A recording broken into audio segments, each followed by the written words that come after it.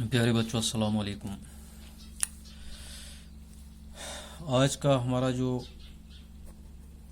Topic है वो English grammar के बारे में है। और आज हम इंग्लिश ग्रामर में देखेंगे आर्टिकल्स। क्योंकि हमने लास्ट टाइम भी इसको थोड़ा डिस्कस किया था, तो थोड़ा और इसको डिटेल में हम क्या करेंगे, डिस्कस करेंगे कि ये आर्टिकल्स जो हैं, आर्टिकल्स क्या हैं। तो जनरली आर्टिकल जो है, जनरली हम कहते हैं कि ये एक मोनोसिलेबिक वर्ड है जिसको हम इस्तेमाल करते हैं किसी नाउन वगैरह के पीछे। ठीक है, तो अगर ऐसे लिखें, ए मोनोसिलेबिक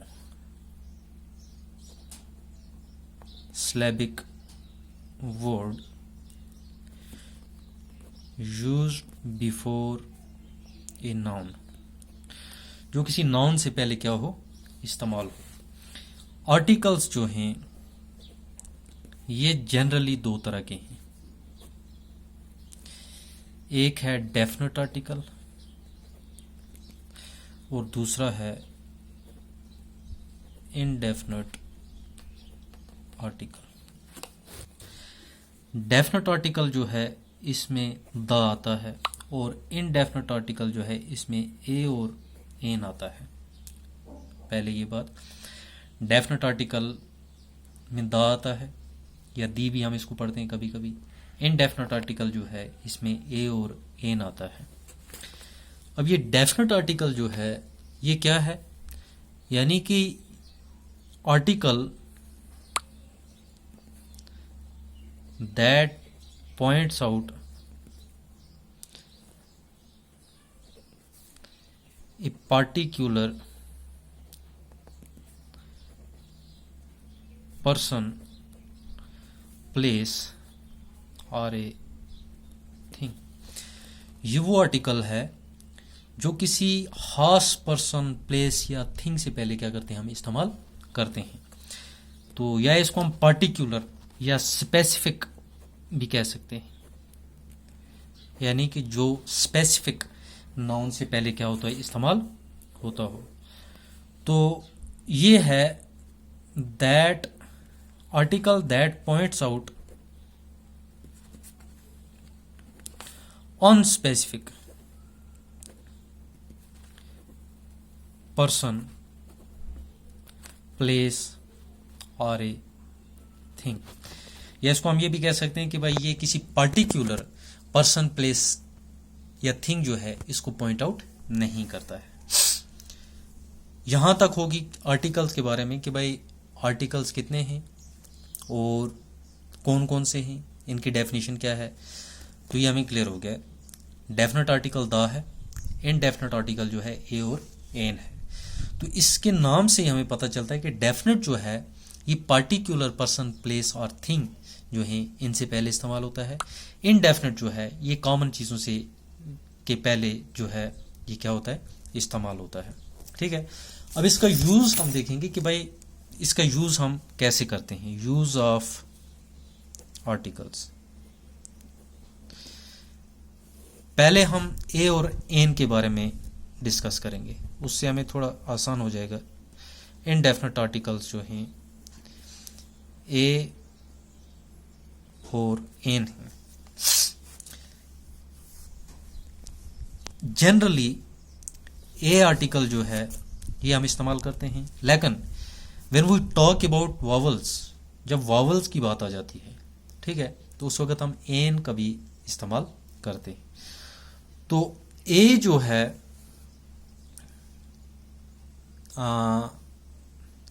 या सिंपली एन की बात करें, या ए जो है जनरली हम इस्तेमाल करते हैं, ए इज यूज्ड बिफोर, या ऐसे लिखेंगे, इफ नेक्स्ट वर्ड जो है starts with A consonant sound, A is used. जब आवाज जो है नेक्स्ट वर्ड की वो कंसोनेंट साउंड से शुरू हो, कंसोनेंट लेटर से नहीं। हमने देखा हमारे पास वावल्स हैं ए, ई, आई, ओ, यू, ये हमारे पास वावल्स हैं, है ना। बाकी जितने भी लेटर्स बचते हैं 21 लेटर्स जो हैं ये हमारे पास कंसोनेंट्स, इनको हम कहते हैं। जब हमारा नेक्स्ट वर्ड जो है वो कंसोनेंट की साउंड से इस्तेमाल हो उस वक्त हम ए का इस्तेमाल करते हैं। If next word starts with a vowel sound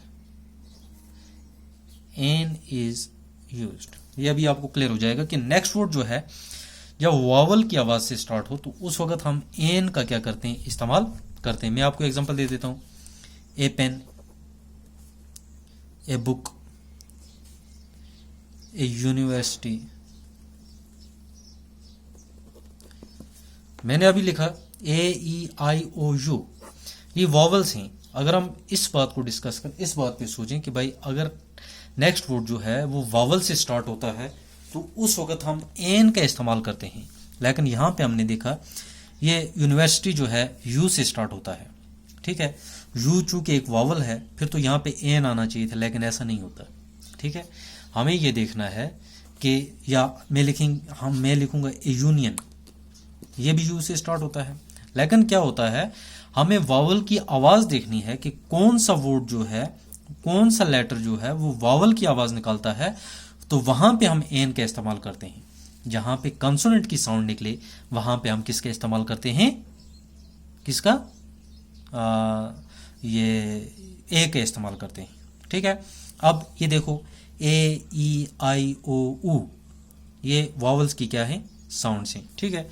अब फिर मैंने यहां पे लिखा कि if next word starts with A vowel sound, अगर आगे वाला वर्ड जो है वावल की साउंड से स्टार्ट होता है तो उस वक्त हम एन का क्या करते हैं, इस्तेमाल करते हैं। जैसे एन, एम, एल, ए। अब ये कंसोनेंट है एम जो है, लेकिन आवाज किसकी, वावल की, एम, ए, एम की, ए से ए की आवाज निकलती है, ठीक है। एन, एम, एल, ए, है ना। तो यहां पे हमने एन एयर, एन एलिफेंट, ठीक है। तो जितने भी, हाँ, जैसे एन ओवर, ओ की आवाज निकलती है। एन ऑनेस्ट पर्सन, तो किसकी आवाज निकलती है, एन वावल की आवाज निकलती है। तो यहां पे हम एन का क्या करेंगे, इस्तेमाल करेंगे। तो सिंपल वर्ड्स में ये है, हमें इतना याद रखना है कि जब नेक्स्ट वर्ड जो है उसका पहला लेटर जो है वावल की आवाज निकाले हम एन का इस्तेमाल करेंगे, और जब कंसोनेंट की साउंड निकले तो हम ए का क्या करेंगे, इस्तेमाल करेंगे। तो इसके बाद हम देखेंगे कि द जो है या दी, जिसको हम दी भी पढ़ते हैं और द भी पढ़ते हैं, इसका इस्तेमाल कहां पे होता है। द इज यूज, कहां कहां यूज होता है ये, विद यूनिक पीपल ऑब्जेक्ट्स। पहला इसका यूज जो है with unique people and objects। जब आप यूनिक पीपल, खास लोगों के और खास चीजों के बारे में डिस्कस करेंगे उस वक्त द का क्या होता है, इस्तेमाल होता है, ठीक है। द डेफिनेट आर्टिकल, जिसके बारे में आप जानते हैं, जिसके बारे में आपको क्लियर है। मिसाल के तौर पे द सन यूनिक है, द मून यूनिक है, द अर्थ यूनिक है, द प्रेसिडेंट यूनिक है, द सीईओ यूनिक है, द वर्ल्ड। इन चीजों से पहले आप द का क्या करेंगे, इस्तेमाल करेंगे। उसके बाद क्या करेंगे, दूसरा यूज में आपको जो बोलूंगा वो है विद एडजेक्टिव्स।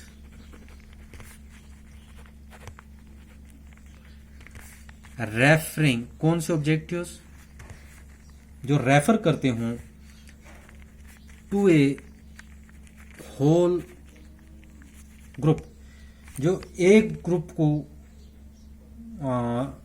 ऑफ पीपल को रेफर करते हो, मिसाल के तौर पे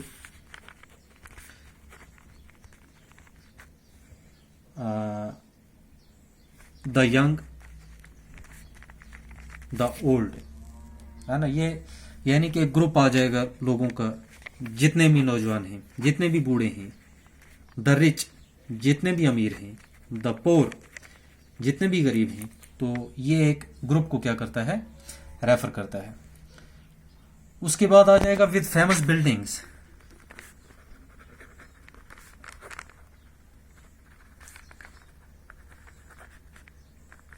जब आप फेमस बिल्डिंग्स की बात करेंगे, मॉन्यूमेंट्स की बात करेंगे, है ना, फेमस बिल्डिंग्स, मॉन्यूमेंट्स, तो उस वक्त आप द का क्या करेंगे, इस्तेमाल करेंगे। द ताजमहल,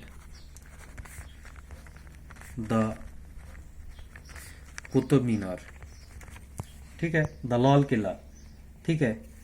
तो फिर आप करेंगे सुपरलेटिव डिग्रीज जो हैं, with superlative degrees of adjectives. जब आप एडजेक्टिव्स की सुपरलेटिव डिग्रीज की बात करेंगे उस वक्त भी आप द का इस्तेमाल करेंगे। मिसाल के तौर पे the lowest,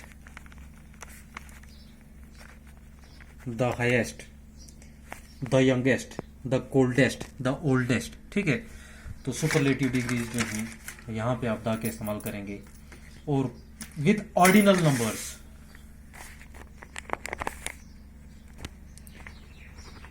with ordinal numbers. Ordinal numbers क्या है? द लास्ट, द फर्स्ट, है ना, the last chapter, the first chapter, the first line, first time, last time, the first time, है ना, द लास्ट टाइम, ऐसी ऐसी।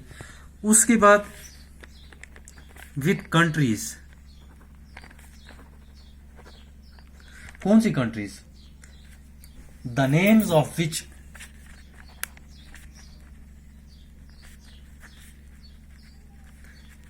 the names of which include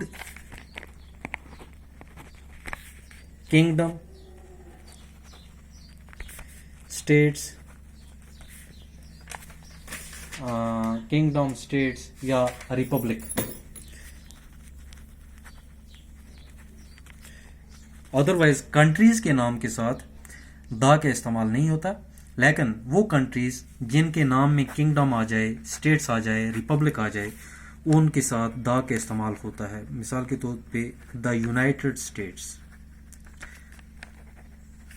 the United kingdom, the Republic of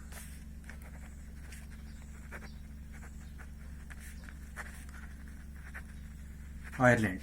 ऐसी ऐसी countries जो हैं जिनके नाम में किंगडम, स्टेट्स या रिपब्लिक आ जाए, उनके नाम से पहले भी हम द का क्या करते हैं, इस्तेमाल करते हैं। इसके अलावा भी और भी बहुत सारे इसके रूल्स हैं, तरीके हैं, तो वो इंशाल्लाह हम नेक्स्ट चैप्टर में पढ़ेंगे। तो आज के लिए इतना ही काफ़ी है।